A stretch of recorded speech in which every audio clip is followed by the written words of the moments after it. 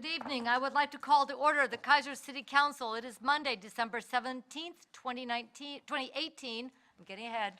And ask our city recorder to call the roll. Councilor Ryan? Here. Councilor Freeman? Here. Councilor Reed? Here. Mayor Clark? Here. Council President Parsons? Here. Councilor Herrera? Here. Councilor Anderson? Here. And our youth counselor is excused this evening for a family event.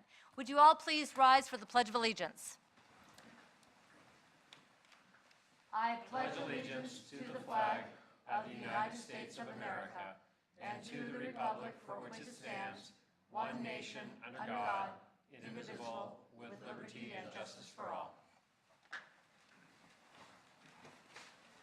Thank you all for joining us on this blustery evening. It's much nicer in here than it is outside right now.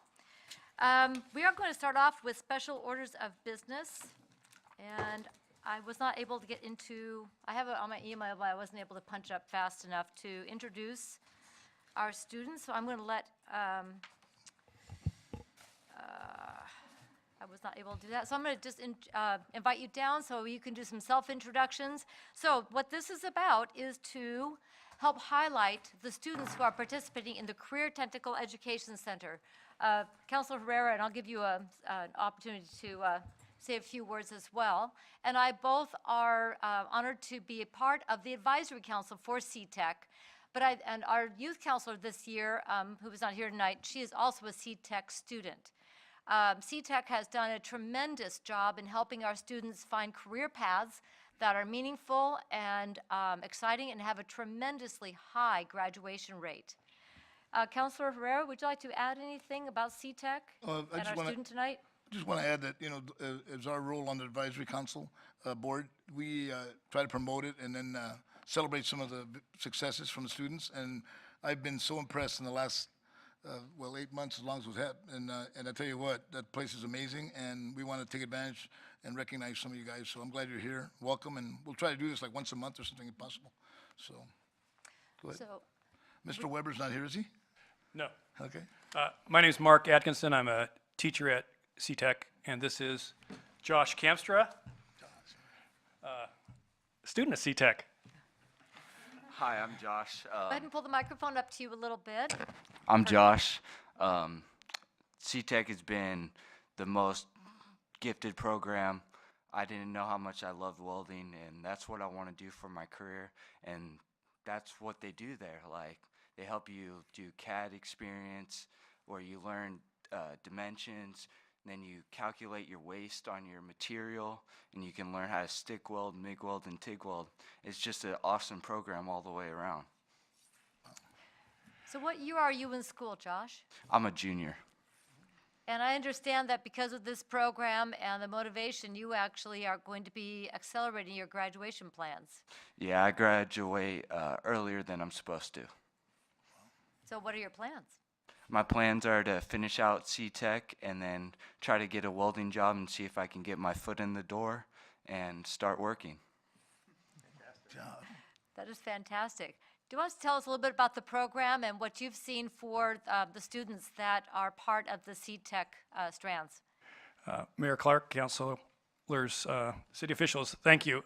I think first you need to thank yourselves, because without the community, without business, coming alongside the school district and providing this opportunity, it never would have happened. So you deserve a round of applause. So definitely for me. So what we try to do is provide students an opportunity to learn hands-on, but also integrate their core classes into their learning. So we have math and English and computer design, part of the welding, engineering, fabrication program. So students do math. It would not look like the normal math class probably, because sometimes we're in the shop, sometimes we're in a classroom like a normal high school. And we look at how we can prepare to do projects. So we measure, we calculate, we estimate, we do cost analysis, and then we write RFPs to figure out whether or not we can afford to do the job. And so students are learning slowly that the world of business wants things done on time. They want them exact, and there are no excuses. So we push our students, but we keep encouraging them and keep encouraging them to try and try and try and try again. And that mistakes actually will help them learn faster, and that if they are willing to take a chance and work hard, there's opportunities for them, whether it's going to college, going to community college, going to an apprenticeship program, or directly entering the workforce. There's a career path that can provide them a living wage and a lifestyle that they would want to live. Excellent. Josh, would you please introduce your family? Yeah, that's my mom, Jolene. That's my dad, Darren. My little sister, Trinity and Cheyenne, and Stephanie, and that's my beautiful grandma, and my little sister, Nia.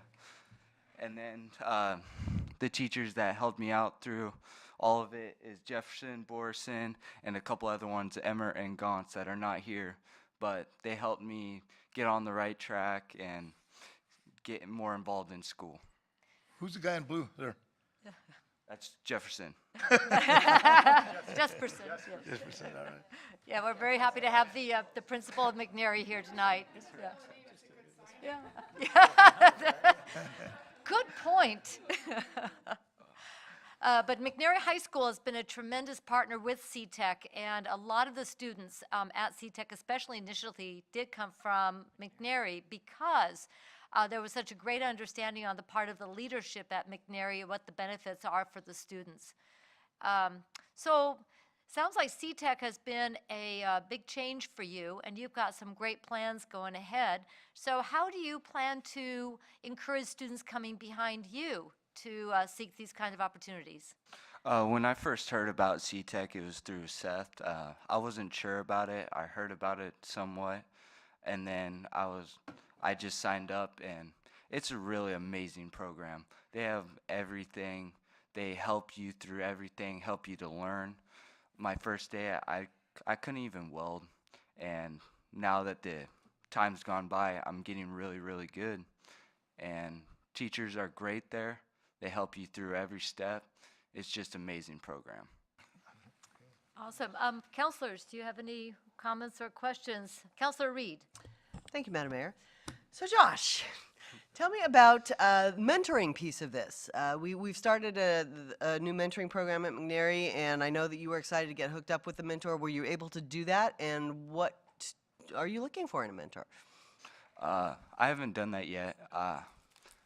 What I want in a mentor is teach me the way and stuff so I can get out. All I want to do is start working early, make a really good living, and work my butt off till I can't. All right, well, there's a life goal for you. I love it. All right, well, if there are any audience members out in watching the broadcast of this, if we have any welders, we'd love to hook Josh up with a welder mentor, and so contact the McNary College and Career Center, and that would be fantastic. So, thank you, Josh. Any other? One last thing. Counselor Herrera. And I know you guys have a concert tonight, right? And I want to thank Mr. Borson. Thank you for being here, Mr. Jesperson, and the family. From all of us, you should be proud of this young man. He just exudes of confidence, and it's going to do real well. So thank you very much for being here. Well done. Anybody else? All right. Thank you so much, and we wish you great success. Happy holidays. Happy holidays. Holidays. Thank you.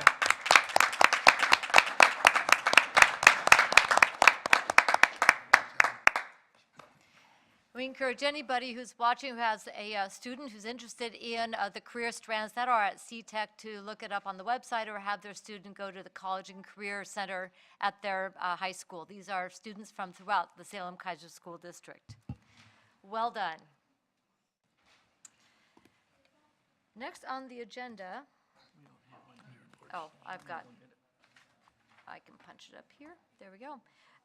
Is committee reports, and I do have a committee report from Matt Lawyer for Parks.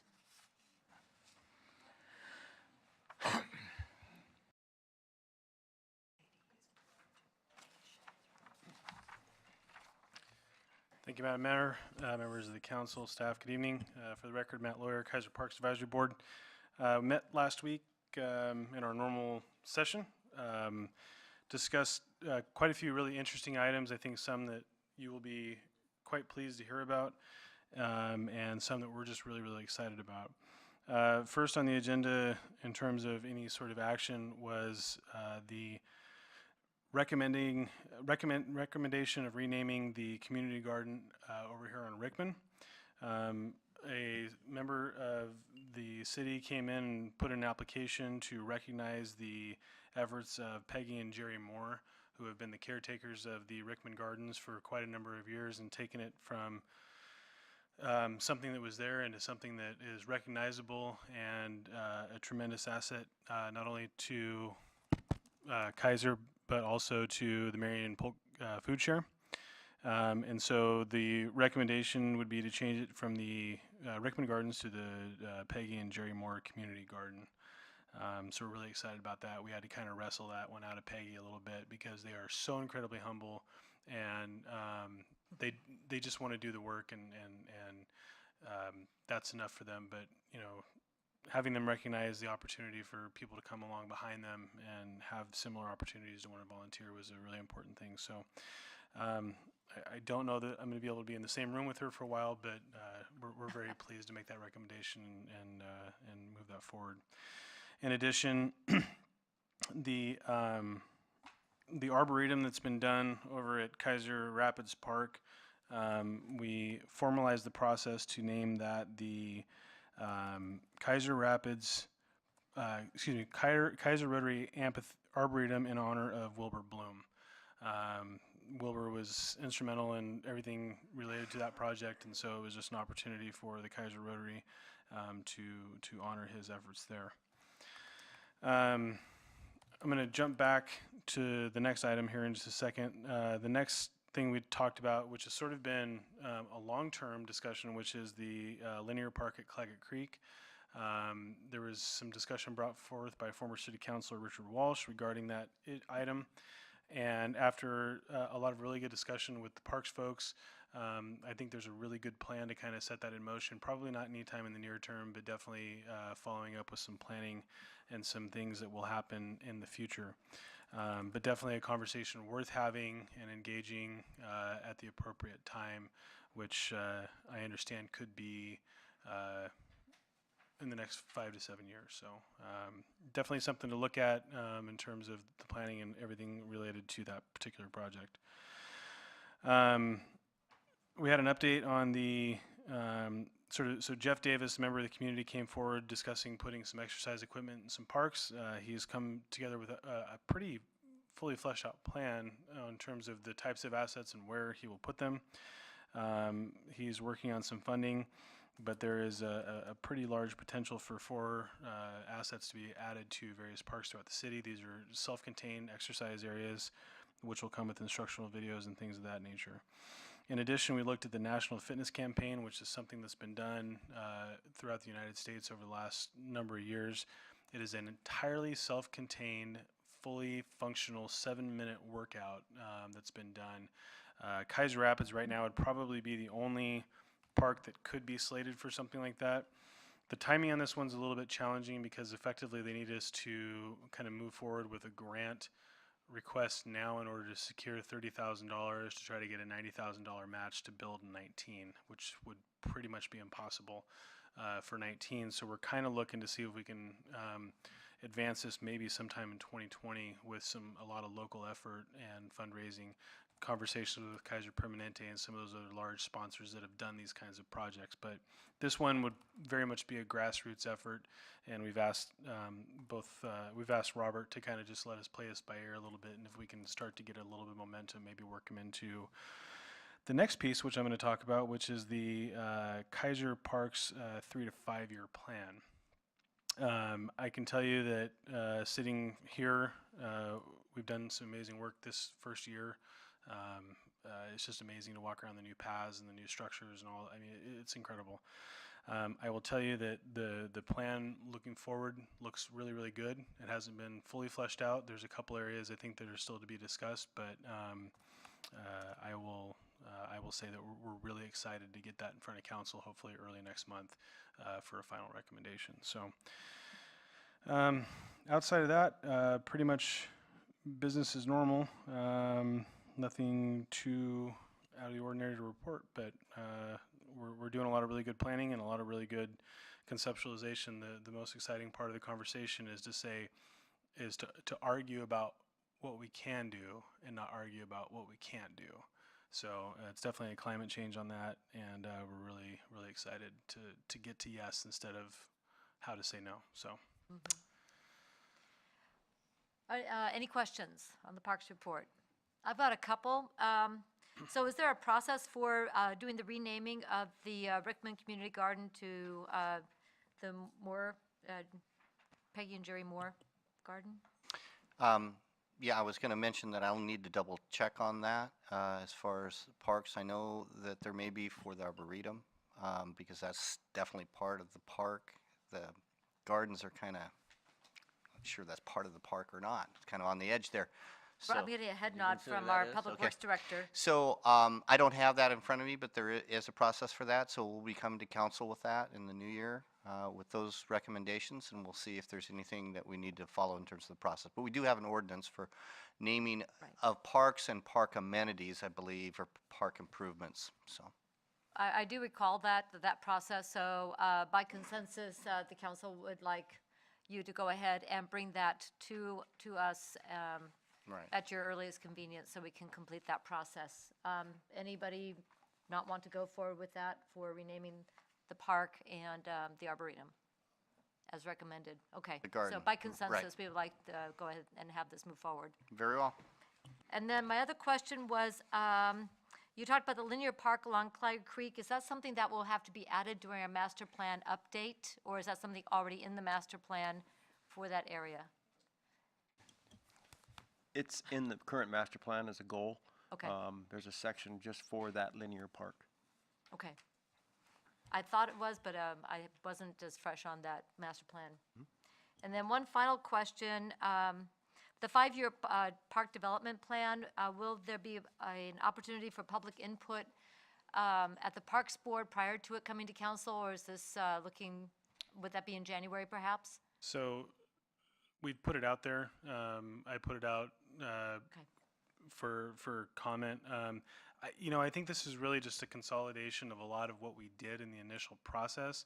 I think that certainly the goal is to get input as necessary, but so far, frankly, other than people that are in, Councilor Parsons sent me a couple of recommendations, and I got a couple from a few other folks.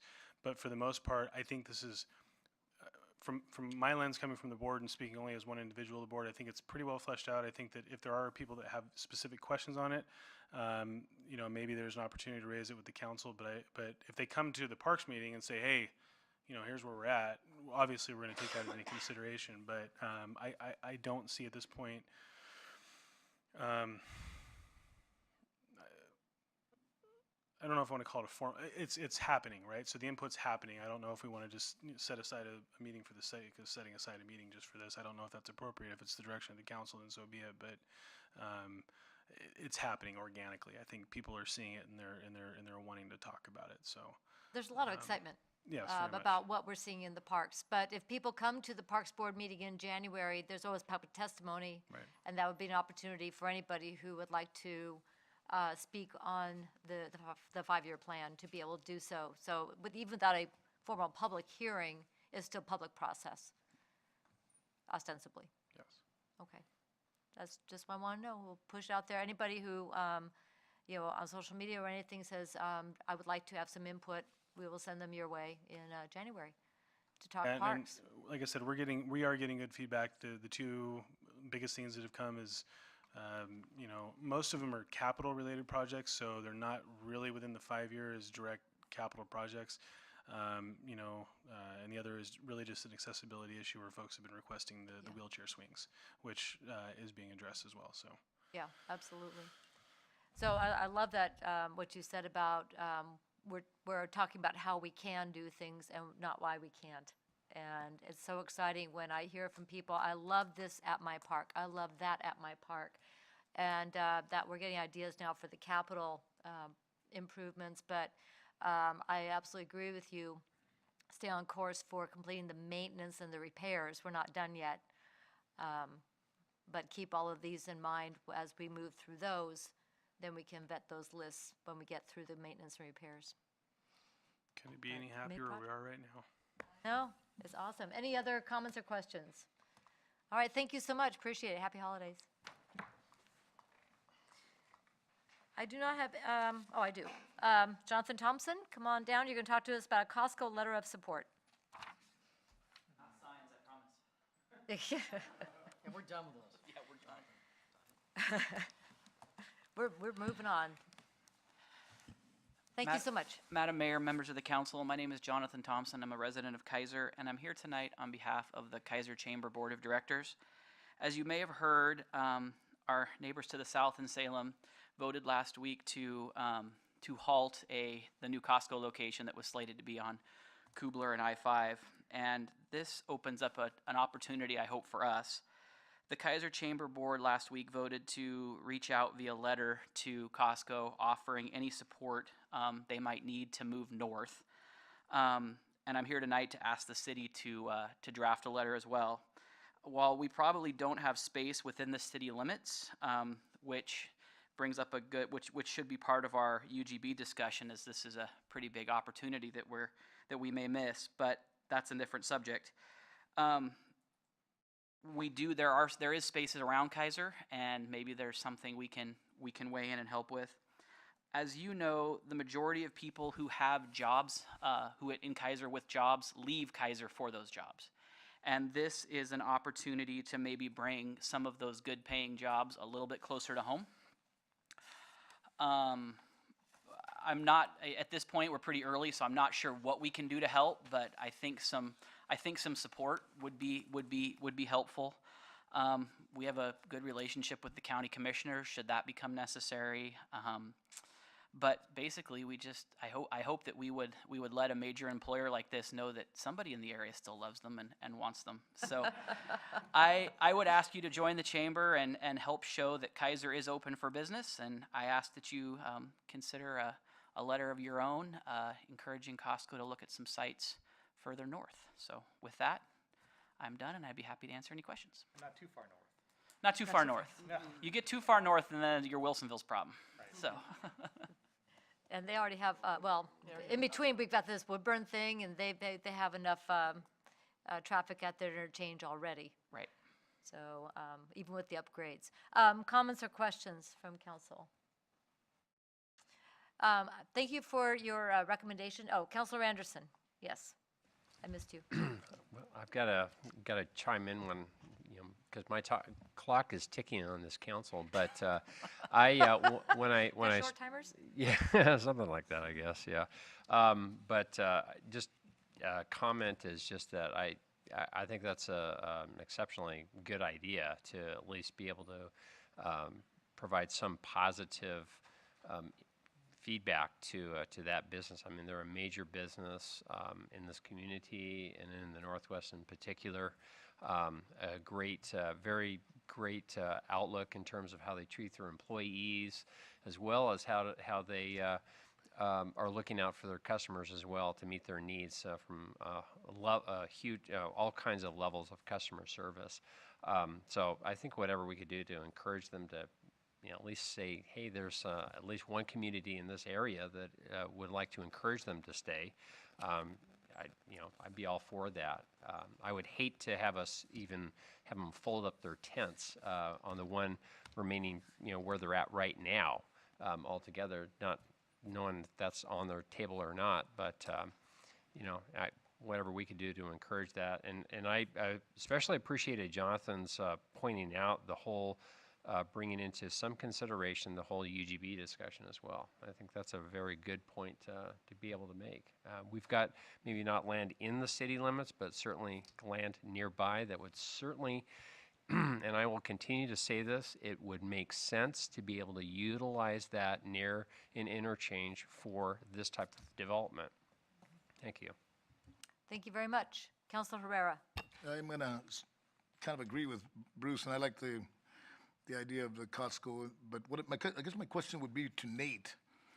What would be the process? Because they are tied together, whether you like it or not, I think.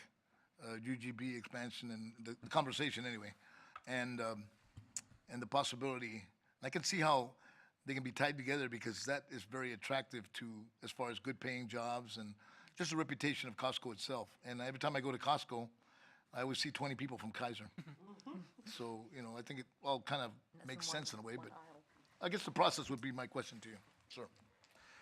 Well, the process requires us to go through what we are doing now in our buildable lands inventory and our housing needs analysis. And basically, we have to document that we have a specific need, though Costco is certainly nobody's a bigger fan of Costco than I am. They are still a retail outlet. They're a big box retail, and they are a massive big box retail that creates their own weather when it comes to transportation, et cetera, et cetera. So the process would require that we document a specific land need for retail. And that is something that will be incorporated in that look. Our current need analysis does not show, it shows a very minor need for additional retail space because remember, we have a lot of retail space within our city limits.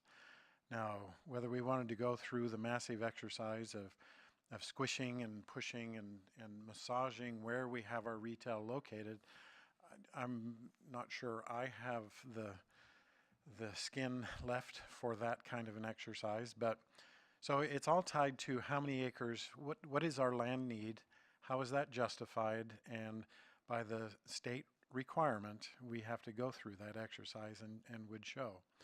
Now, I can't remember, do you remember, Jonathan, how many acres that site is? I think it's 24 acres. It's big. 24 And, point- and to be clear, I mean, I'm not saying that. That wasn't just for Costco, that was for all Right. the three Yeah, things. the whole thing, so. Right, Costco's and- more like 15. Right, and I'm not saying that we expand the urban growth boundary to take it in, because I don't think that's probably a reasonable request, and it would take much longer than they're probably willing to No, wait. But I'm just answering the counselor's question. sure.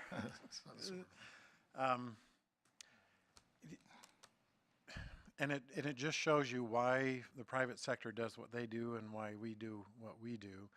There are so many different factors that Costco will have to factor, and much of that centers around transportation. It also centers around access and how that happens. I know one thing that comes to mind immediately is the site directly across the freeway on Shamawa. Yeah. But as we did our interchange area management plan, that site over there is also highly constrained, just as Keizer Station was, but even more so, because you have all of the federal land that's controlled by the Bureau of Indian Affairs. You also have significant floodway and floodplain issues over there. And you also have the grade issues that the interchange presents. If you'll remember, well, you don't, but the interchange plan called for some massive kinds of diversions and elevations and getting access down off of Shamawa grade down to the usable land is a huge, huge issue. Not that it couldn't be done, but those are all things that the private sector, Costco, would have to evaluate and do their own cost-benefit analysis. And then you add the fact that basically our letter would be really to the Salem City Council. Costco, I'll guarantee you Costco is looking on the globe as to how they're going to solve their issues. And really what it comes down to is us urging the Keizer or the Salem City Council to be reasonable in their evaluation. Councilor Ryan. Thank you, Madam Mayor. So, Jonathan, just to share with you and the council, and I've had a couple conversations here. I've been working with their developer for quite a while on other projects, actually, not just this. And the conversation this week with the developer was that, and we talked about the UGB, we talked about the potential of that. They're very frustrated with, of course, Salem, as we all know. But they felt like Brooks, which I thought was a good idea, they felt like that was not in their parameter of what they needed. I talked to them. We've talked before about the Salem location across where I-5, where Nate's referring to. And they're open to that. They're very concerned that it's, of course, within the city limits of Salem. So what I offered them was that if we had known, it's kind of like anything with any of the councils, when you know something's coming up, you can rally the support of the business community and really make an outreach so that you have just as many people showing up for support as you do in a situation of people who are, against it, so that there's more of a balanced conversation. And so what I offered to them was, please let us know, please keep us in the loop so that we can garner the support, and they're very open to that. They're open to locations. They're gonna stay where they're at now. They don't have to move. The whole purpose of moving is they won't look at another space other than the 24 acres because of parking, and because that's their number one issue in Salem. So they're not going to go from parking to not parking. As far as moving, so there's been a lot of conversations. I know Bill Post is having conversations, as is Kevin Cameron. There's a lot of people really fighting for them. But again, you being here is just testament to the point that we've got to support our local business and get behind them and show up to speak up. And that's really truly the key. And they're very open about what they need. So, and I think a letter of support is great for you with you. And I know the Salem Chamber is getting a new director. They've just hired him, and he's fabulous. And I know he'll support them as well. So between the two, we should be able to really show them the support and love that they're not feeling right now. So I appreciate that. I just want to share that with everyone. So thank you. Thank you. So I really appreciate the chamber being a leader, taking leadership in this. I appreciate what Mr. Brown said about that if we wanted to be encouraging to the Salem City Council to make a decision on how they govern within their city limits, that would be a direction he would think that would go, to be able to use the site out south. Where I feel that we should go is what we have to offer, or who we are, rather than try to tell another jurisdiction how to run themselves. On the third bridge, that is a regional issue, and that's different than something that is internal to the city of Salem. And while I might disagree with their decision, I am not a Salem City Councilor, and I have no jurisdiction there. So I can disagree with them all day long, and that and $1 will get me a coffee at McDonald's. But in terms of presenting to the folks at Costco, who we are, what we have to offer, and to encourage them to look at lands, because there actually might be possibilities within the Keizer city limits, which is the little sidebar. And I apologize for that. That is something we generally don't do. But there may be some opportunities that would be appropriate. But they would be a stretch. But it's worth asking, free in this regard. So that would, if the Keizer City Council would like to see us draft a letter of encouraging Costco to approach the city on what we know in terms of opportunities, would you be comfortable with that, or do you want to address something to the Salem City Council? What's your thoughts on that? Councilor Anderson? I couldn't agree more with your sentiment. I would prefer having a letter going directly to Costco expressing our support for them. I think you're absolutely correct. We can say whatever we want to Salem City Council. Ultimately, it's their city. Right. We have to respect that. Yeah, exactly. Much like we would like them to respect us as we make decisions on what happens within our city limits. They can disagree with us, but at the end of the day, it's our city. Yeah, and if I may, when I chaired the Planning Commission, and we had the Keizer Station proposal before the Planning Commission, I really did not care for the mayor of Salem and their council president coming into our area to express their opinion about what they think should or should not go on that land. That land is within our city limits, and I really didn't appreciate that whatsoever. I mean, it's their right to come in and testify, but it's not something I needed somebody from another city, especially Salem, coming into this city and telling us what to do. So that's why I preferred the route that you're going. Okay, I'm seeing head nods from the council. So by consensus, then we could put together a short message. I can send it out to you for send feedback back to the city manager, and then we can send that out. Is that a direction that you guys would be comfortable with? All right. Would you be comfortable sending us a copy of the letter that the chamber has adopted? Of So we course. would know what your messaging is? Of course. I'd appreciate that very much. And appreciate, again, you taking the time to reach out to businesses. You know, this is not a new business. This is a business that's already in our community. And the opportunity to help them thrive as well as bring in new businesses, I think, is important for our community. Right. Mr. Brown, you have something on your mind? Well, I'm just going to say, I'd be happy to reach out to this, to the developers, to the development team, and and basically say, here's what we got. Okay. I think that would be good. We're going to go ahead and draft a letter as well, so it is a public document. But then any conversations that could be constructive. And again, to the folks who are watching going, oh my gosh, Keizer's going to give away the store. No, that's not how we operate. Ask any business that has come here or grown here. We don't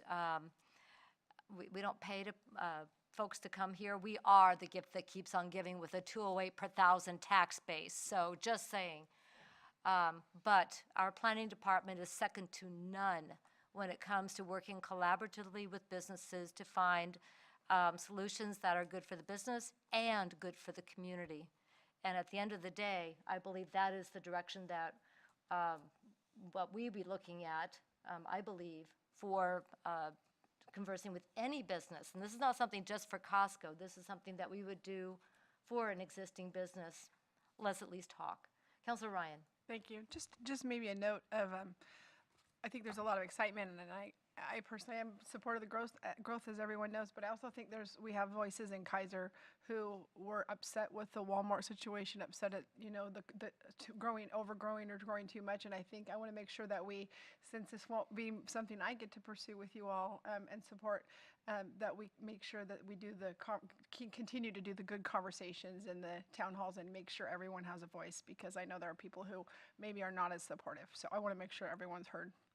I absolutely agree. There's been conversations on social media, people who have different opinions and so forth, and that's why I want to make the comment out there. No, we're not going to be, just giving away the store or something like that.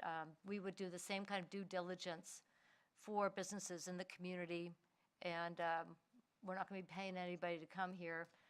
We're just such a fabulous community. They need to come here anyway. Oh, don't laugh. In-N-Out Burger thought so. So there. All right. It's a supportive laugh, Madam Mayor. It's a very supportive. Thank you. I'll take that. Thank you. Thank you very much. I appreciate that. Happy holidays. Is there anybody else who would like to address the council tonight? Mr. Lawyer, and then, did you? Okay. Yeah, you forgot. One more item.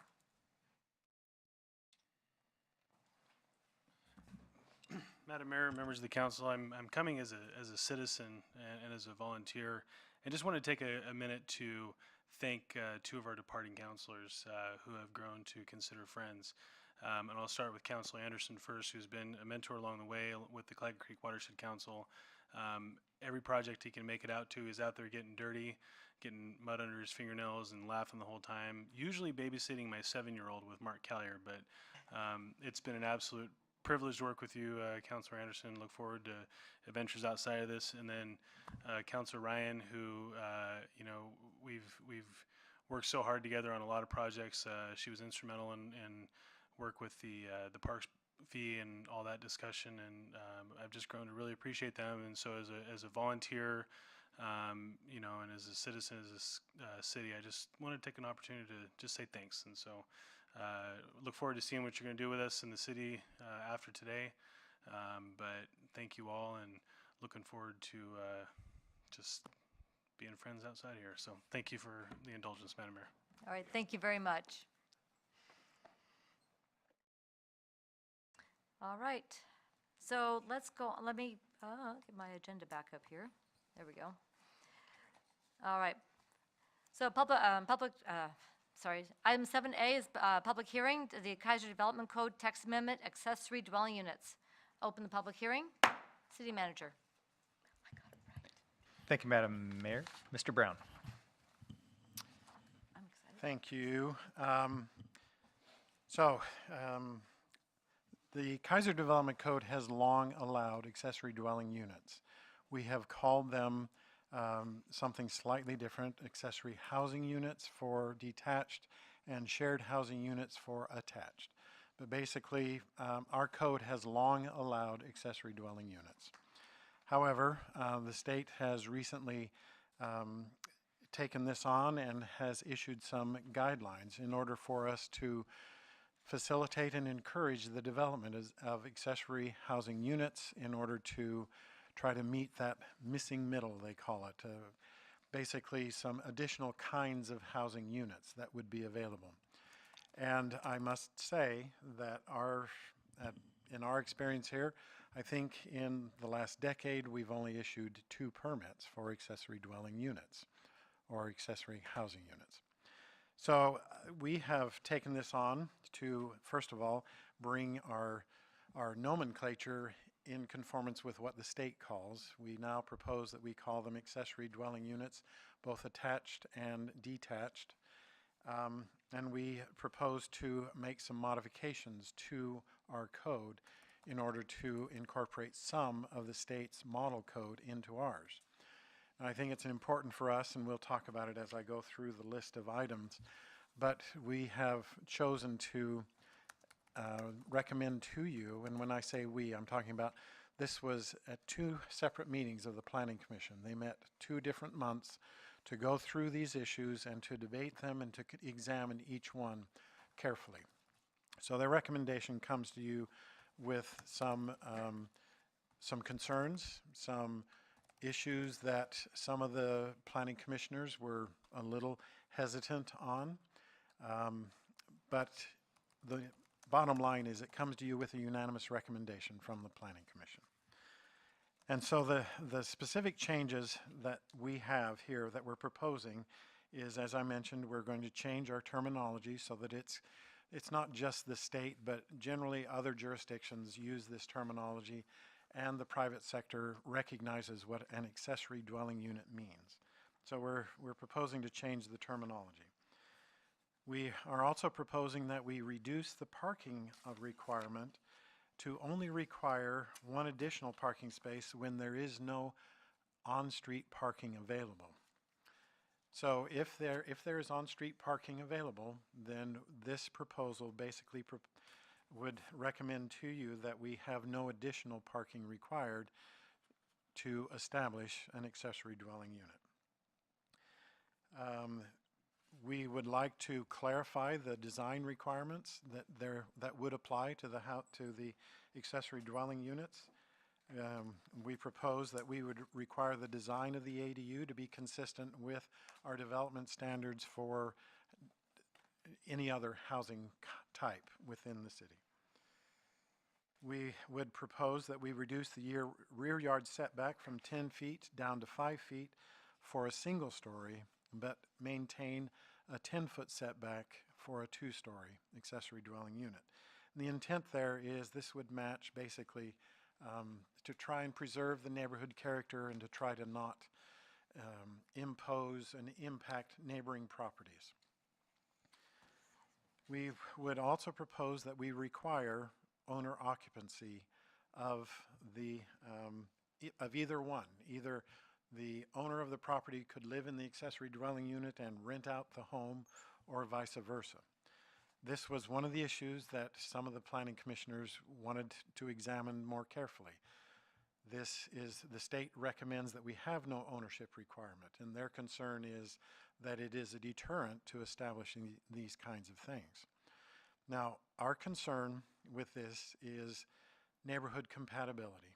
The reality is we're talking about citywide, and perhaps there might be some specific areas that this would not be very impactful. Perhaps there are some areas where there is a predominance of rental units that are not owner-occupied, that is not an established neighborhood. The concern that we have, again, is that this is citywide, and there are some areas of the city that have a very close-knit and very involved and active neighborhood. Now, again, this was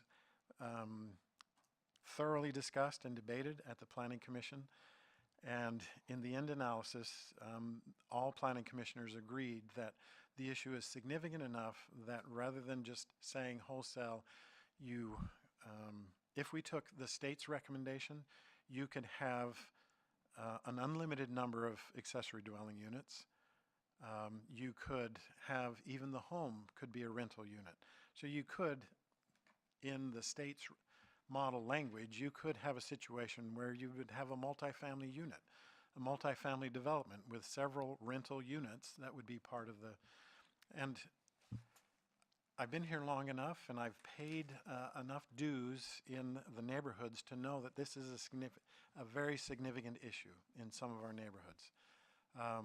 And this comes about because of the impacts that we've seen with small lot developments and infill development. We have had lots and lots of testimony from our neighborhoods. So our recommendation to you is that in order to be sensitive to these issues and our neighborhood compatibility issues, that we create more flexibilities for accessory dwelling units, that we pay attention to not requiring parking where it's not necessary. That means, yes, there are going to be some on-street parking issues, but so we want to encourage the development of ADUs. We want to be able to fit them on more lots. We want to be able to say you've got a lot of flexibility as to where you locate them and how you establish them, whether they're interior or exterior. And then, so we then also are establishing some parameters on if you have an existing shop, we want to make it very clear that you can do that. If we're not going to make you tear down the shop, if the setback happens to be less than the required setbacks, we're not going to require you to remove the shop and rebuild it. But this will specifically allow more flexibility in incorporating established existing structures into this process. So, with that, our recommendation is that you open the public hearing. Actually, you've already done that. Did it? And Right. Keep it open. so if there are no further questions, then you can move to direct staff to prepare an ordinance with findings to adopt the proposed revisions. Thank you very much. Are there any questions on the staff report? Councilor Anderson.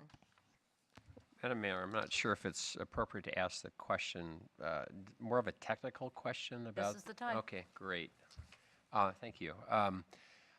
Nate, are there, sorry, I'm perhaps going to show some ignorance here, but are there any like standards, building standards, such as, the electrical, plumbing, and that sort of thing for these sorts of units? Actually, the Uniform Building Code treats these like they do any other residence. So there are not unique standards that would apply to an accessory dwelling unit. There's just the standard life safety issues of plumbing and electrical and those kinds of things. It's not like a manufactured home, for example, that has a whole separate code. They would simply apply the uniform, the International Building Code. I'm showing my age. Okay. Sorry. So if somebody wants to, go through the permitting process or so forth, they make their application here, there's going to be some inspections presumably. Oh, absolutely. And, Absolutely. and so they're going to be required to put in whatever plumbing and electrical is required in code then, right? Absolutely. Okay, all right, thank you. And before I go to Councilor Freeman, one of those units that Mr. Brown's talking about is going in right behind my house. Is one of the two ADUs that is being permitted. So it's under construction, nearly complete with construction. Is So there two of them he close said to there's house, two. So yeah, this is now three dwelling units on this lot. 2 houses and 1 ADU. Yeah.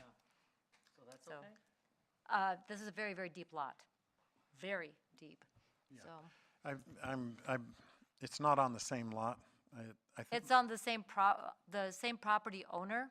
same property owner, but I believe It's been yes, divided. it was partitioned. Yes, so. so part of it got partitioned, and then the ADU is directly north of me. So if people go, well, you don't know what it's like. Actually, I do. I can see it right there. And they did a beautiful job on it. I'm going to go to Counselor Freeman and then Counselor Reed. I really don't have a question, it's more merely of a comment. This, I think, goes to staff and the Planning Commission.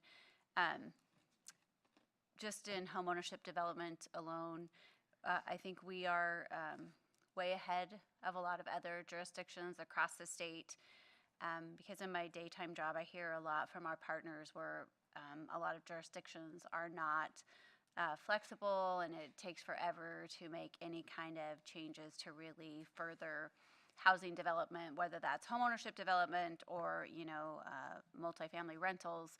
So I'm just commending the Planning Commission and staff for always being proactive and really looking at things to help create more housing. So that's just really a thank you. Thank you very much. I concur. Counselor Reed. Thank you, Madam Mayor. I just kind of wanted to make sure I understood the residency requirement and kind of have my head wrapped around that correctly. So I'm envisioning a house that has maybe like a little mother-in-law section to it with its own, entrance and so forth. And so with those residency requirements, you're saying that they couldn't rent that house to somebody else? No, they could. Okay. So only one of the two would need to be owner occupied. So that's the whole point, is you could put an accessory dwelling unit either attached or detached on your property. You could rent it to somebody else, but you couldn't just leave and rent both properties. Okay, so Or that's both my u- question. both So units. so Has to live on the property somewhere. Somewhere. okay, so in that case, they couldn't rent their house to somebody with that accessory dwelling unit in there, even if it's not really, they would rent that part to the renter as well, right? Is it? Well, if it was one renter, they could certainly do that. And most in the past, So the whole point of this is to not have multiple people renting. the point is not to turn individual properties throughout the city into just simply rental properties and have multiple units that are simply rented out. In other words, we want people invested in the community and invested in the neighborhood to still be connected there, instead of, because as you know, we have separate categories for multifamily units. Now, typically, multifamily units is defined as more than 2 units. But so my point is, we have very stringent zoning requirements to try and establish appropriate areas for multifamily and single family. We're talking about basically all of those single family neighborhoods that have established neighborhoods, and we don't control whether that property is rented or owned, owner occupied. That's not part of our parameters. What we're talking about is establishing an additional housing unit on, regardless of the size of the lot. If you can fit it and you can meet the codes, even on smaller lots, you could fit in another rental property on your single family home. Okay, thank you for clarifying. And so our recommendation to you is that we try to keep a handle on that in our neighborhoods. Okay, thank you. Okay. Council President Parsons? Thank you, Madam Mayor. I have a question. So what is the minimum lot size then for both of these dwellings? I mean, in order to put an accessory dwelling, let's say on my property, how much extra land do I have to have? So, Detached one, you mean? A detached, yes. so it would depend on how your lot, there is no lot connection, there is no minimum lot size. Okay. We just have minimum yard requirements. You have Okay. to have 25% of your yard still needs to be available. The setback would probably be the limiting factor. Oh, So if okay. you, unless you have this is way oversimplification for the council, but unless you have a pretty good sized backyard, you're probably not gonna fit it. Okay. Because you're gonna have setback issues from there, but there isn't a minimum lot size directly. But having said that, again, we're talking about both attached and detached. So I could envision a fairly small lot actually allowing for an attached accessory dwelling units. Because then you don't have that separation Right, between further the separate, structures right. that the building code establishes. So it is possible that that could happen. Additionally, an internal doesn't change anything because you're remodeling the house itself. Correct. And you're changing the internal configuration, but the lot, the occupied space on the lot hasn't changed at all.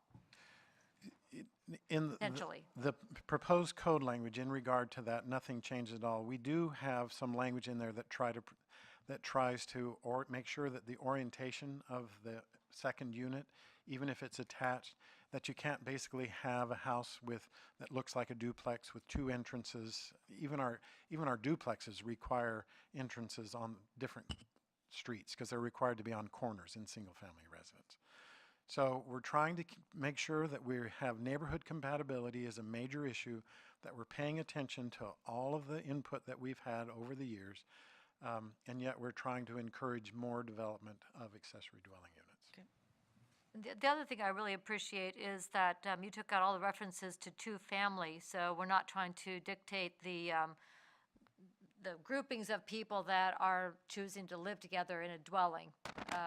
You know, family has a specific meaning, but if, you know, 2 or 3 roommates in college want to occupy, you know, live in an ADU, they're not, you know, family with all those legal obligations, but they're going to share that space. So by taking that out, we've allowed the property owner to then determine what's going to work for them.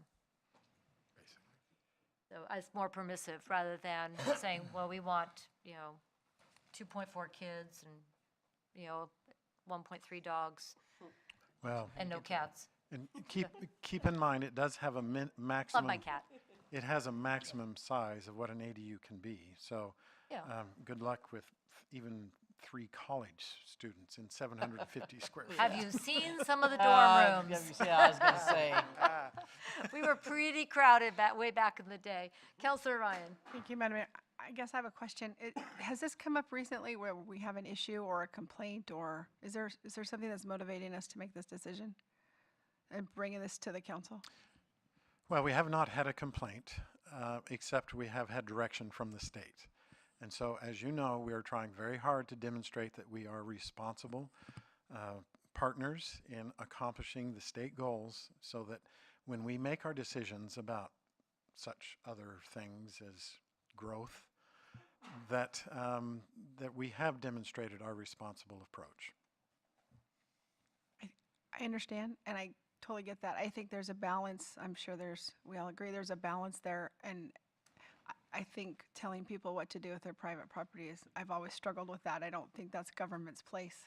And so I guess if I Well, sorry. No, to go ahead, Nick. Interrupt. This is all voluntary. This is simply permissive. If you choose to do it, then we are making it more flexible, and you can choose to do that with your property. So we're not telling people they cannot rent or, I mean, I thought, No. sounded like we're trying to put limitations on what their options were, and am I misunderstanding?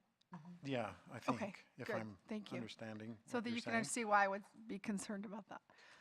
We're only saying if you want to create an additional unit on your lot and have that additional impact to the neighborhood, there is a string attached to it, and that you have to still remain invested in the neighborhood. Understood.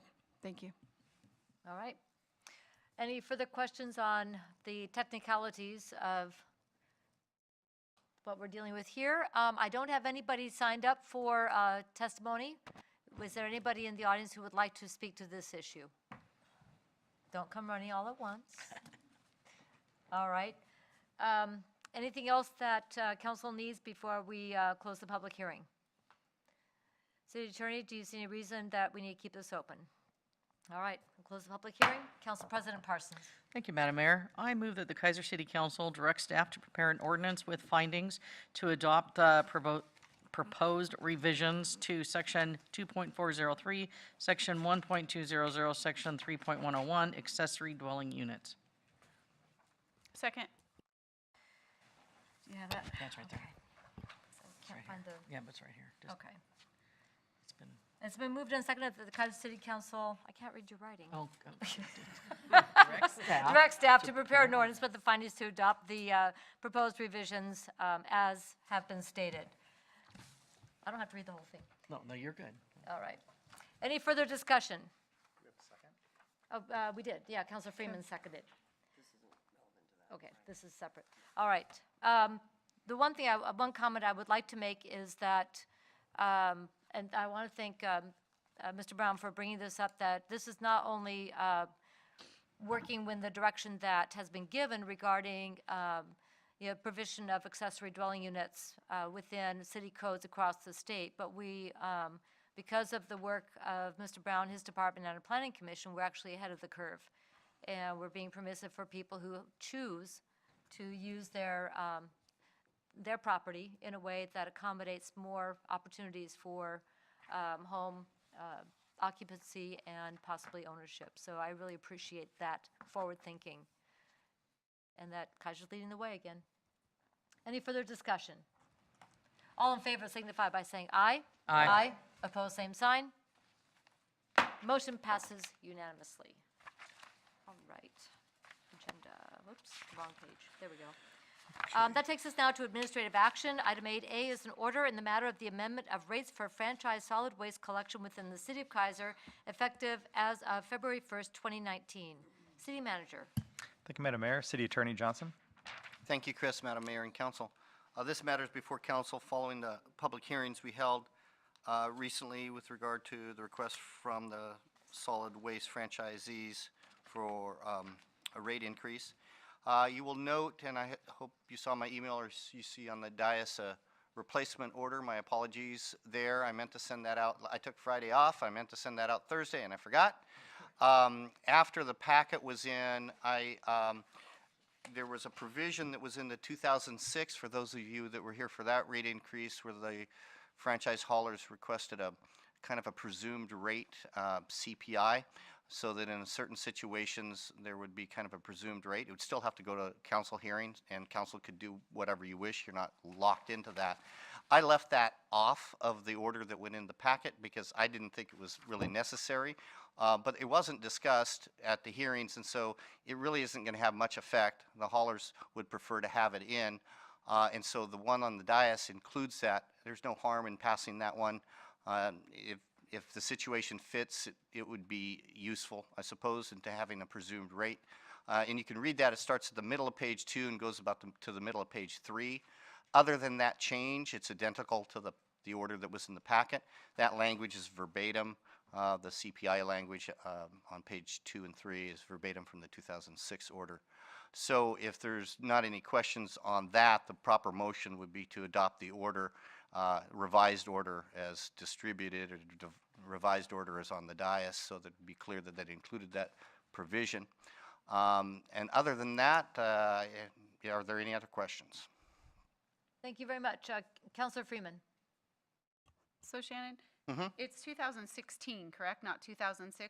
Yeah, 10 years here and there. Okay. 2016. Decade among friends. A couple of kids.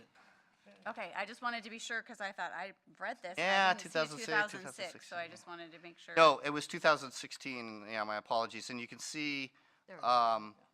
that what had happened was in the, let's see, it goes at the end, I believe.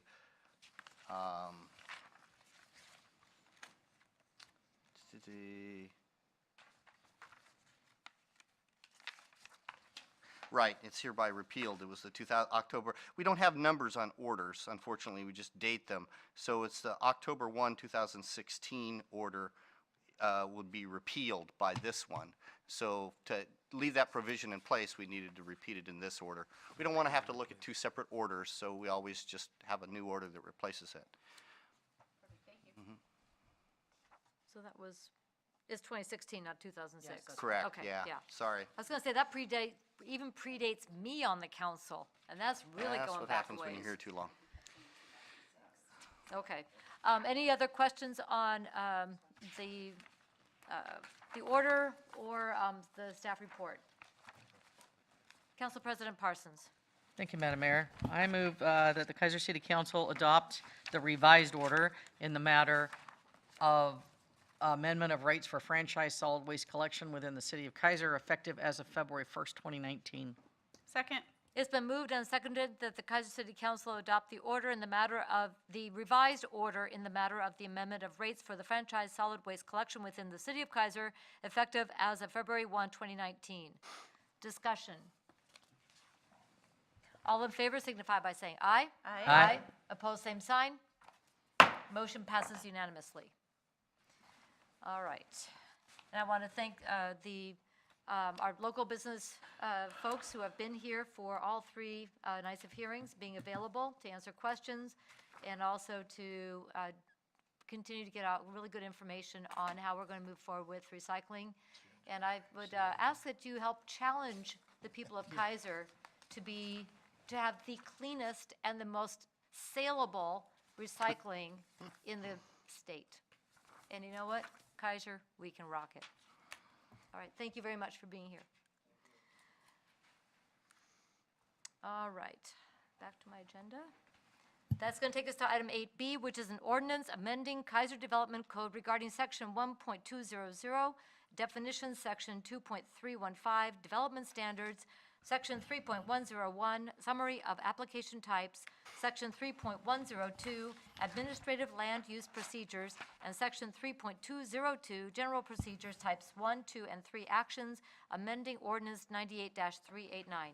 City Manager. Thank you, Madam Mayor. City Attorney Johnson. Thank you, Chris. Madam Mayor and Council, this matter came before the Council at the November 19 meeting for public hearing. This was an amendment of the development standards review process, mainly procedural, with some clarifications as to the required types of design and how the development alternative would work, because it wasn't really clear in the previous code. So at your direction following that hearing, we prepared the ordinance and it's before you for adoption. Be happy to answer any questions. Thank you very much. Are there any questions? Councilor Anderson. Thank you, Madam Mayor. Nate or Shannon, I'm not sure who to direct this to.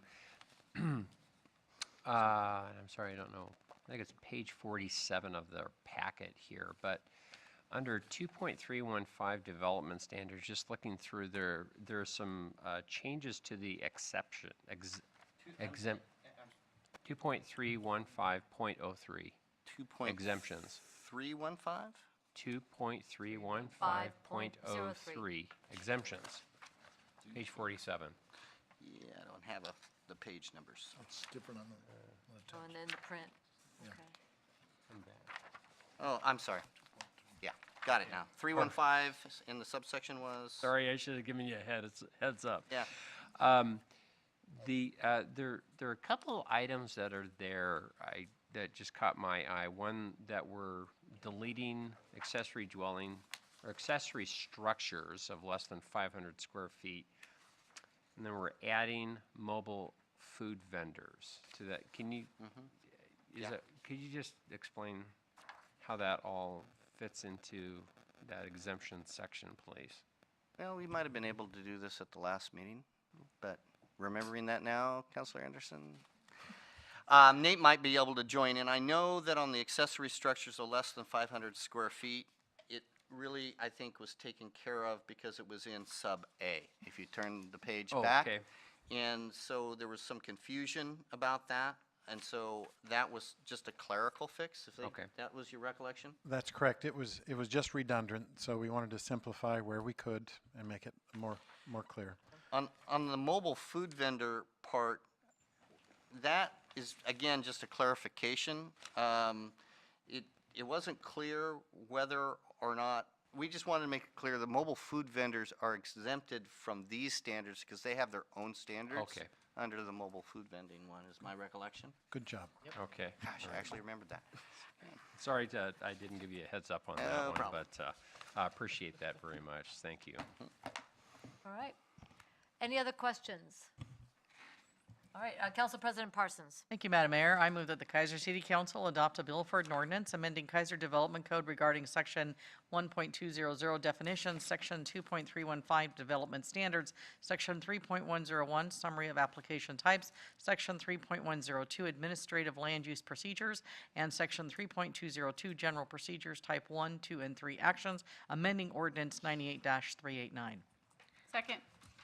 It's been moved and seconded that the Keizer City Council adopt a bill for an ordinance, 2018, amending the Keizer Development Code sections as listed. Any further discussion? All in favor signify by saying aye. Opposed, same sign. Motion passes unanimously. I already read the whole thing once. Just cracks me up.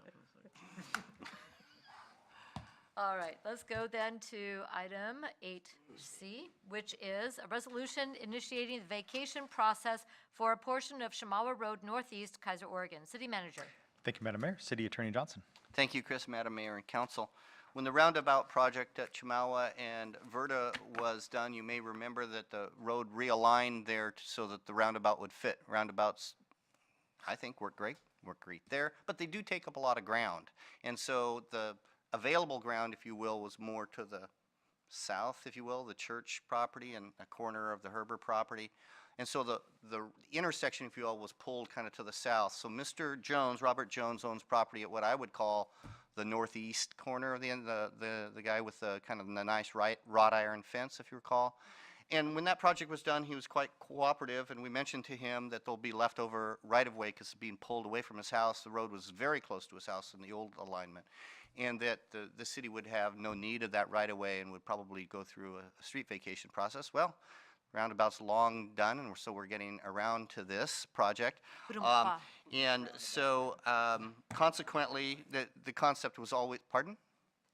They Sorry. were doing puns, Shannon. Just Yeah. In a roundabout way? Roundabout way, yeah. Yeah. Because there's supposed to be a drum thing like that. Yeah, there was. So, Yeah. in any event, Don't pay attention to us. the indication to Mr. Jones is the city, because of his cooperation, would initiate this vacation process. This is the first step for those of you who haven't gone through a street vacation process, is the initiation of it if it's not done by petition. So if the council adopts the resolution, that initiates that, and then we go through a notice and a hearing process for that. So with that, I'd be happy to answer any questions. Are there any questions on the staff report? So I've got one. So since this is a first step and there's public hearing involved, the fact that we're going to have a change in the counselors on the council between now and then, that doesn't impact that? No. Okay. No, that won't impact that. On this case, I will talk to the counselors about our ADU hearing that we just had with the change over there, but we will accomplish that without a problem. It won't on this. So. All right, thank you very much. Any other questions? I'm glad you got around to it. Council President Parsons, quick, before we have another pun. Yes, thank you, Madam Mayor. I move that the Keizer City Council adopt Resolution R 2018, initiating vacation process for a portion of Chamawa Road Northeast, Keizer, Oregon. Second. It's been moved and seconded that the Keizer City Council adopt Resolution R 2018, initiating vacation process for a portion of Shamawa Road Northeast, Keizer, Oregon. Discussion. All in favor signify by saying aye. Aye. Opposed, same sign. Motion passes unanimously. I believe that takes us through that's the conclusion of administrative action. So that will take us then to the consent calendar. Council President Parsons, what is on the consent calendar tonight? We have 3 items. A is a resolution authorizing the Chief of Police to enter into an intergovernmental agreement for coordinated training and education at the Mid-Valley Reserve Training Academy, repealing Resolution R 2018-2856. B is an approval of the November 19th, 2018 regular session minutes. And C is the approval of the December 3rd, 2018 regular session minutes. Are there any polls? Council President Parsons. I move approval of the consent calendar items A through C. Second. The consent calendar has been moved and seconded. All in favor signify by saying aye. Aye. Opposed, same sign. Motion passes unanimously. Let's move on then to our council liaison reports. And who did I pick on last time? I think I picked on Councilor Ryan, so I will pick on Councilor. No, You he started started last time, 'cause I Okay, just so it is watched it. Councilor Ryan is up first. Okay. I just have to write this down so I remember. Why? It's more Well, it's fun going to change now. determining. So. It is going to change. Okay, I know, I feel like I'm forgetting something. It's been a busy holiday season, but Circle back if you need to. what was that? We'll circle back. Oh, thank you. I'm sure somebody will repeat what I missed. I attended I was honored to attend the Commissioners' Breakfast and catch up on regional things going on, and that's always enlightening. And then we did not have an Art Commission meeting, so I know there'll be a new liaison reporting on that, but I plan on staying on the committee if it works out. I'll get my paperwork in. I wasn't allowed to turn that in until after this month. So, and then I wanted to follow up and let everybody know I donated the items on behalf of the city that everyone gave me permission to go through, and we had, I think, two big boxes of clothing, coats and purses for the kids. So I got that delivered. And then I also attended the Christmas tree lighting, which of course is always a great feel-good way to kick off the season.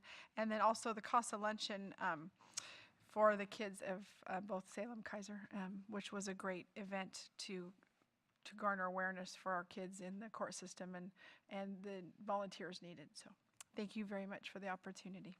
All right, and I want to echo what Matt Lawyer said earlier, and we'll have a a more formal time at our next council meeting, but I've appreciated your service and being part of this team for the last 4 years.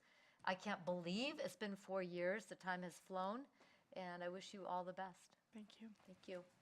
Councilor Freeman. Okay. I would echo on the tree lighting.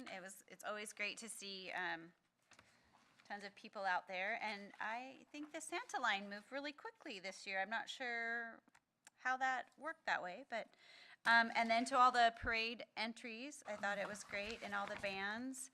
That was cool. You were cold, did you say? Yes. Oh.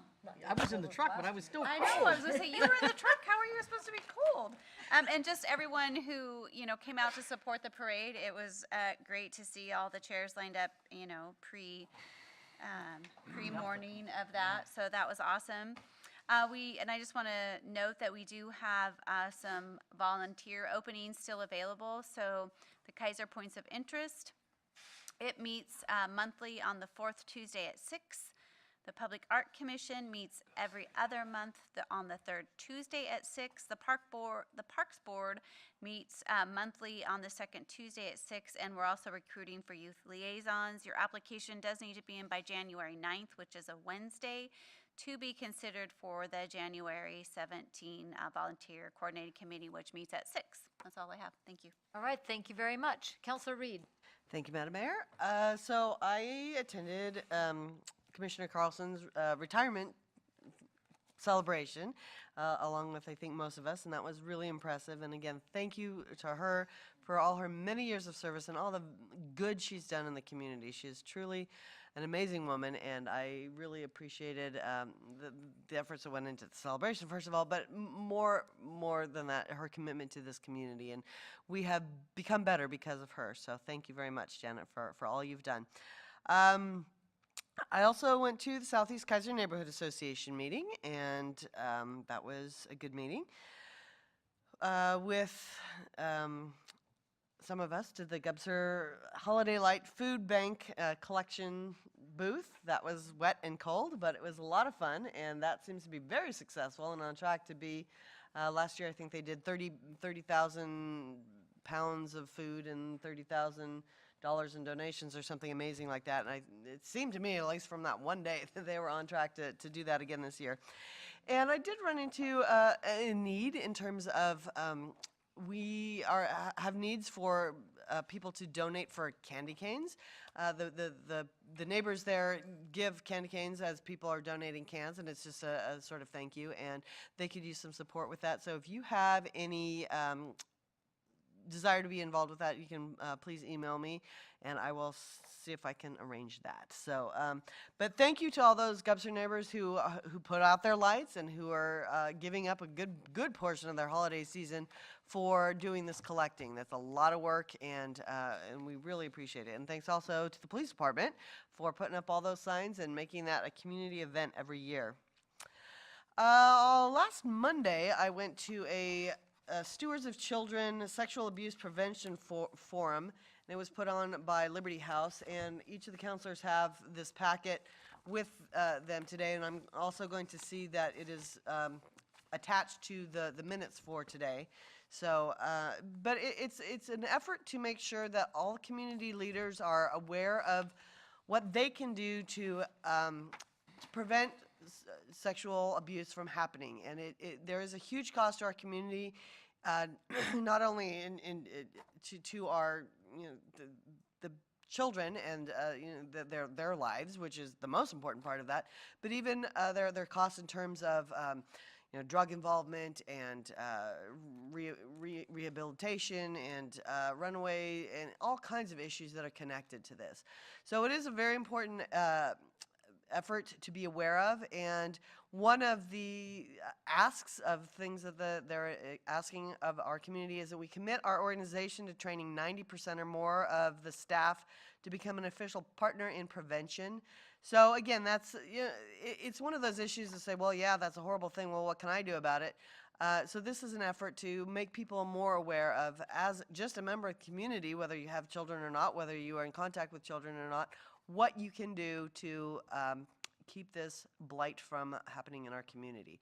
So I encourage you to go through this packet and become a little bit more aware of it, and keep an eye out for future trainings, particularly if you are a business or community leader. And thank you to Liberty House for spearheading those efforts. We had a work session last Monday, figuring out our goals. I'm sure you'll hear more about that. And then I also was able to go to the traffic safety meeting as a substitute council liaison representative. And again, lots of fun to see how the different committees work, and I really appreciated that opportunity. So that's it. All right, thank you very much, and thank you for going to this meeting with Liberty House. They are a very important community partner with so many great organizations looking out for and being proactive in the care and protection of our children. So there's also links at their webpage and also on their Facebook page. I encourage anyone who wants to know more and wants to get more involved and more proactive to go and get those resources. Council President Parsons.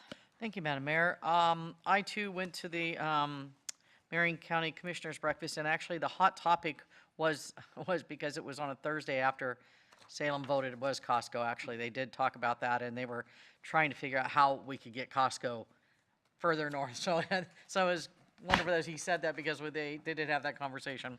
I also went to Commissioner Carlson's retirement party. I can't say enough about her. I worked with Janet for 2.5 years on the Big Toy project, and she's the one that just spearheaded that thing. I mean, I may have had the word chair behind me, but she spearheaded it, and so I can't thank her enough for helping to bring that to our community. That's very well liked, but actually by the whole region. So I'm going to miss her a lot. Also, I was at the long, short-term range goals. I went to the tree lighting. Oh, and I was in the parade. And I have to say, for those of you who were watching from the sidelines, that was the most people I've seen on a parade route in years. We're talking 10, 12 people deep, almost like the Rose Festival in Portland is almost right, and all the way down the road. I don't think there was very little single file anywhere, as Chief Teague probably could attest to. It was amazing, the number of people that came out, even though it was cold. And a lot of them had heaters, though. I thought that was pretty cool. They had those little portable things, propane things. But yeah, so it was cold, but they all came out. And it was amazing that they all came into our community. So, and that's all I have. All right. Just happy holidays, because I have nothing for the next 2 weeks. Thank you. Merry Christmas. All right. Councilor Herrera. Pretty much everybody went to the same things I went. I want to say I enjoyed when we were picking up cans on Sunday night. That was pretty cool. All the folks were really nice. Enjoyed the lights and everything. Good comments, and the tree lighting was excellent. And the parade was very well attended. I will second that. That was amazing. And I don't know, it was kind of cool out there, so it was. I know, I had my window down. Yeah, well, it was, I stayed warm. I had some hot tamales, so there you go. Also, we had our leadership over at Kennedy is doing really well. We have probably the most mentors we've ever had. I mean, literally. I mean, our cafeteria is packed, and it's so awesome. We had some projects we're doing right now, and I'll speak to those later. But I also want to. Last night I went to Nutcracker. I don't know if anybody saw that this year, but over at North Salem, my 2 grandsons were in it, and those kids are really amazing. The ballet dance school, whoever does that, is just amazing. Also, I wanted to mention that Claggett Creek Middle School concert is tomorrow night at 7. I promised my 2 guys I would mention it, and they're also going to be performing at the Capitol Rotunda on Friday. And that's going to be during the day at 11 a.m., so I'm going to try to make that, see. And what's the last thing I had? Oh, yeah, I wanted to thank Amy and my sidekick here for their time, and we're gonna kind of miss them. And I got, I kind of give them a lot of guff about the Oregon Ducks, but in good faith, I want to give this to you for your Christmas. And I just want to tell you that we won Civil War, so. And you owe me I still owe you lunch. So owe me lunch, yeah. Yes, sir. But anyway, thank you, Amy. I've got something for you too, by the way. I got a Janet Carlson CD. I don't know, did you know she was a famous singer at one time? But anyway, thank you guys for the great leadership and your teamwork. And I just want to say that I really appreciate those 4 years you guys were with us. So hopefully we'll move on with some other people, but you'll be missed. Thank you. Thank you. Thank you very much. And that is truly detente when we've got beavers and ducks. Fabulous. Councilor Anderson. Right. Thank you, Madam Mayor. Yeah, top of my list was also the retirement celebration for Janet Carlson. I've first met Janet when she was a state representative. And worked with her really closely. Awesome leadership and a love for this community all over Marion County, and her set of issues and her care and compassion is really notable and will be missed.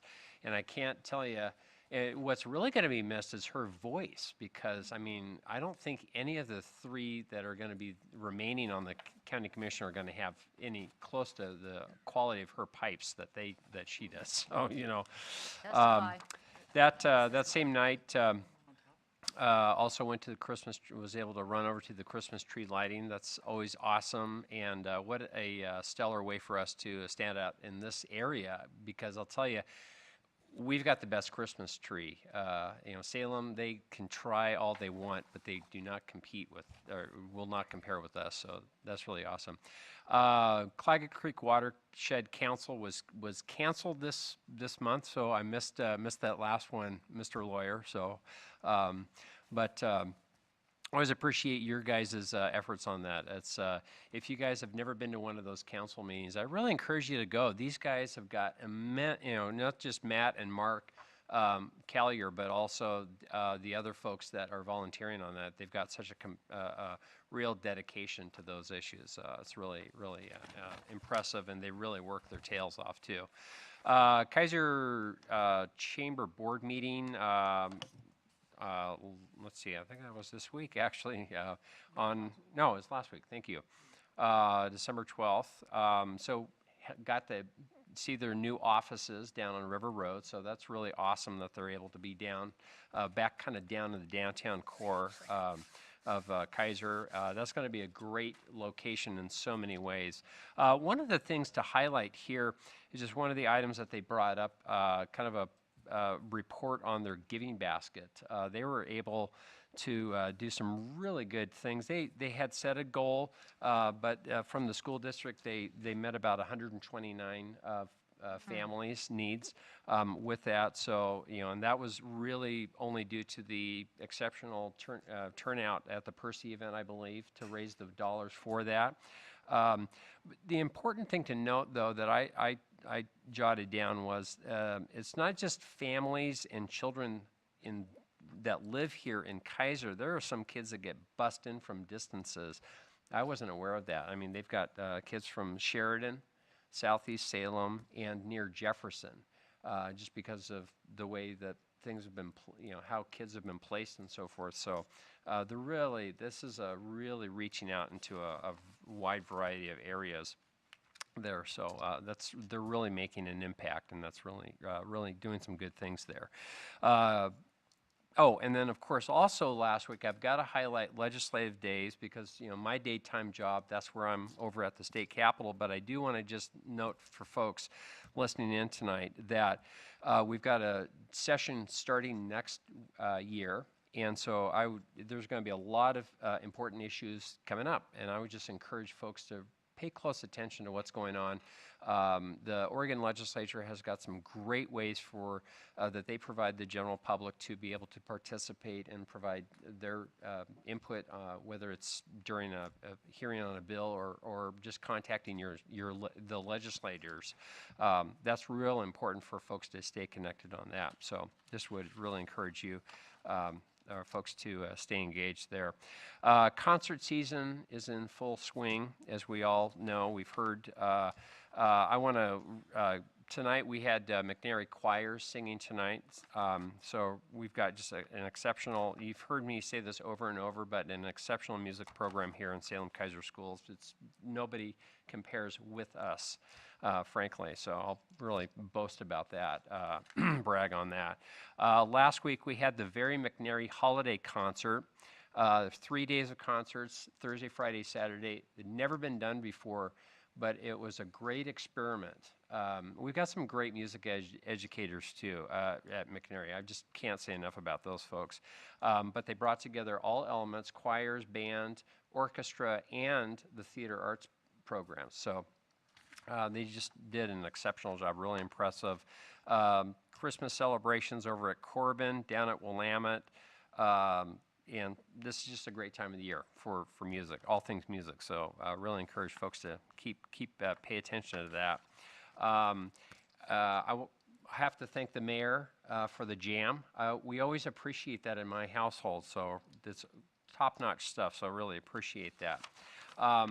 And then finally, while I've got the floor, I'm going to say, I'm droning on here, so I really apologize, but I do want to just say just a few closing words that, it's been I've really been really honored to serve on this, for this community and on this council. I really enjoyed working with all of you on this council as well, led by our great mayor, Clark. And I got a few thank yous. I want to thank our city staff. We got exceptional staff that keep things running in this community, so I really appreciate that. And they're led by some amazing individuals. Tim Wood, Chief Teague, Bill Lawyer, Nate Brown, Shannon Johnson. Michelle DePina is not here tonight. She's awesome. Got to thank Debbie Lockhart. She's outstanding. And I've got to really appreciate the awesome Tracy Davis. And last but not least, we really are so blessed and fortunate to have an exceptional and outstanding city manager in Chris Epley. So I really appreciate that. I mean, we're really the envy of a lot of communities. So, and my thanks to all of the folks at our business community. I think we're really moving things forward exceptionally with the leadership at Keizer Chamber right now. So I really appreciate that. I appreciate our great volunteers, guys like Matt Lawyer. I don't know where he finds the time to raise a family, work, and volunteer, but he somehow does, and that's just really symbolic of folks here in Keizer. And I have to thank our exceptional folks that live here too. I'll really miss serving with everybody. Really love this community. It's awesome, and I just want to thank you for the opportunity to serve. And that's the end of my speech. Thank you. Sorry. Thank you very much. Well, and as I before. said with Councilor Ryan, Councilor Anderson, it's been an absolute pleasure having you as part of this team.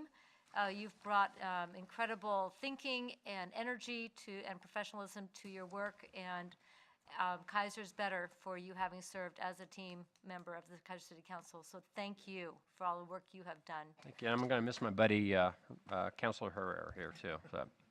And that little flag moving Fantastic. back and forth, little duck flag. And now he gives me this. Golly. I know. Oh well. Dear. So before we get to modeling, just a couple of things. In addition to the events that have already been mentioned, I did attend my final board meeting for the League of Oregon Cities as a member of that board. I have completed my 3-year term of office. I have enjoyed that work tremendously. I am very confident that with the leadership of Mike Culley at the helm as the executive director and the board with Greg Evans as a counselor from Lane County as the incoming chair, they have a strong team, and watch for League of Oregon Cities to be a very powerful voice on our behalf and with us on state issues that matter for local control and helping us do our job. The parade was wonderful. As everybody has said, I had a really difficult time picking winners with Scott White for the different float awards because everybody brought it this year. Amazing. Quality, theme, it was fun, it was beautiful. Great job, everybody. What a celebration. It was fabulous. Food Night Barrel with Councilors Reed and Herrera, that was a lot of fun. We had to operate 3 stations to pick up all of the food and donations coming through. Very well attended, and I agree. Thank you to the neighbors for doing this every year. That's a huge chunk out of your holiday season. And the hosts for the food barrels, they worked so hard to have that space, at their home for this entire time period, and all those big boxes of food and the burn barrel in their driveway. So thank you to them for that. Did attend the SEDCOR, which is the Strategic Economic Development Corporation. They had a business forum on trade and tariffs. As this is a traded sector economy, what is happening nationally very significantly impacts us here in the Valley, and I encourage everyone to really pay very close attention to the policies and so forth in Washington, but also what's happening with our economy here, especially with agriculture. Our economy is very strong, and we want to make sure it stays that way and continues to thrive. The Rotary Luncheon, it was a Rotary Chamber combined luncheon and featured the McNary Highlanders Choir. And again, as has been said about our music program, what talented musicians that we are blessed with. They did a fabulous job. I also attended the Santa Day at the Keizer Cultural Center. Lots of families and kids came through, had pictures with Santa, were able to do some art projects, have hot chocolate and cookies, so send them home with plenty of sugar. That's how it rolls. And then I also went to the Willow Lake Golf Center open house they had for the holidays. Looking forward to a lot of great recreational developments there. We've heard for years, well, we need more of this or more of that for family activities in the community. Stay tuned. I believe that the plans that the new owners have for that are going to be bringing some of those options for Keizer. And I'm sure unless you have been out of town and had your phone off, In-N-Out Burger and Cascade Farm and Outdoor turned in their permit applications to build. So there's a tremendous amount of excitement around both. Is there anything else you wanted to add on that, Mr. Brown? Not really. It's just that with the In-N-Out Burger, there's several technical issues, and we'll be talking more about it. So the partition, In-N-Out does not own the property yet, and so we're still working on it. So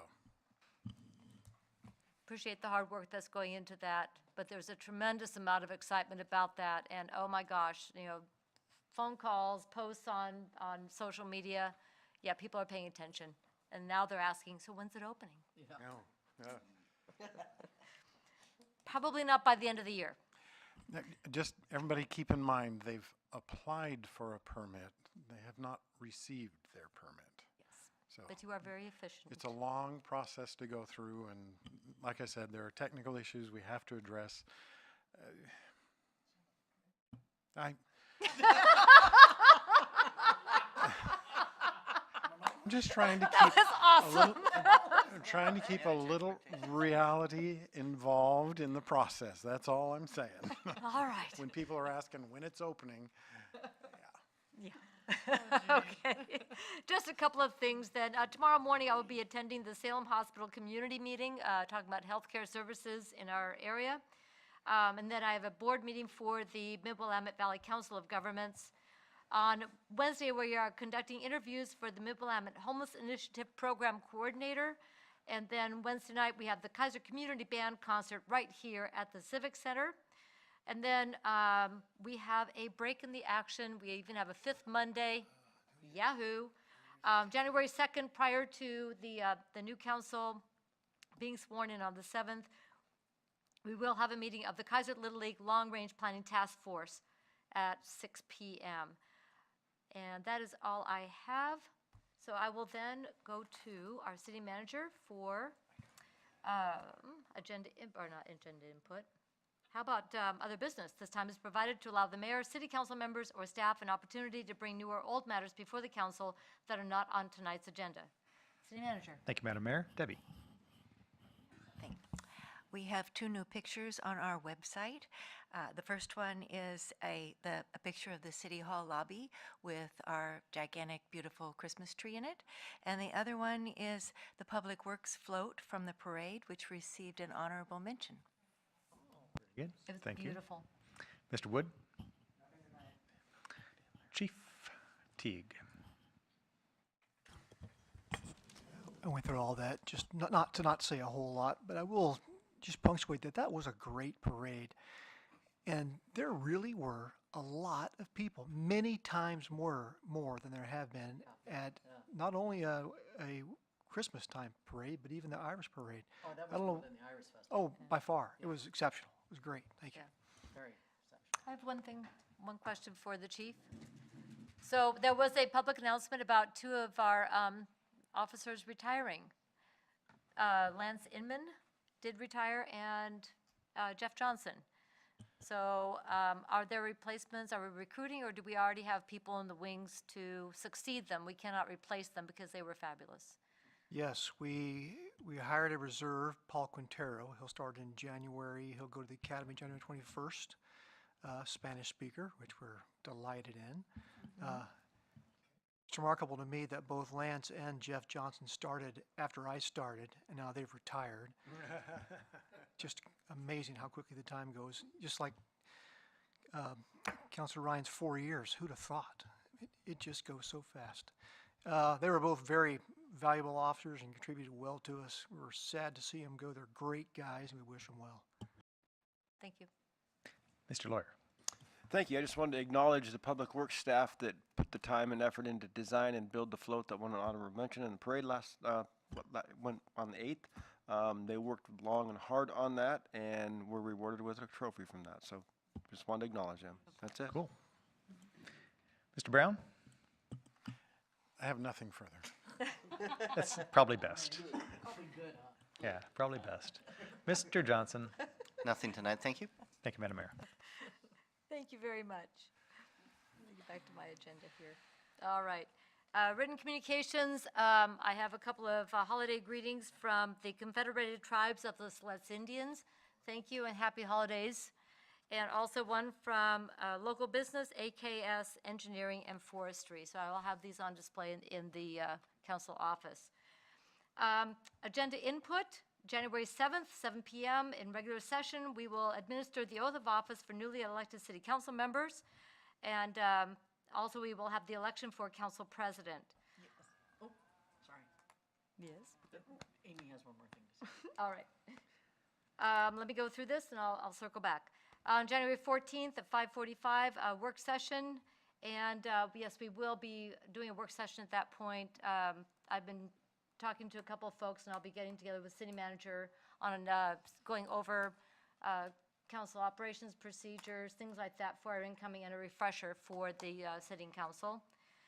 And I haven't talked about whether Shannon wants to do his training at that time or not, but that'd be a good idea. And then we will also then meet in regular session on January 22nd, 2019 at 7 p.m. And please note that is a Tuesday because of the Monday holiday for Martin Luther King Day. I will circle back to you.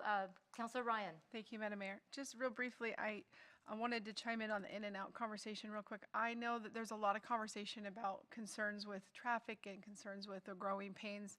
I happen to know that those will be temporary, but I'm excited to, I mean, as we are all excited to bring in and out. I think it will put Keizer on the map, and I really think it's going to be very beneficial to local businesses and continuing our growth into the future. And so I just want to make sure I say that it'll be a temporary growing pain. So thank you very much. Thank you very much. Anything else for the good of the order? All right, well, happy holidays to everybody. Thank you all, and we will see you next year. It is 8:44. We are adjourned.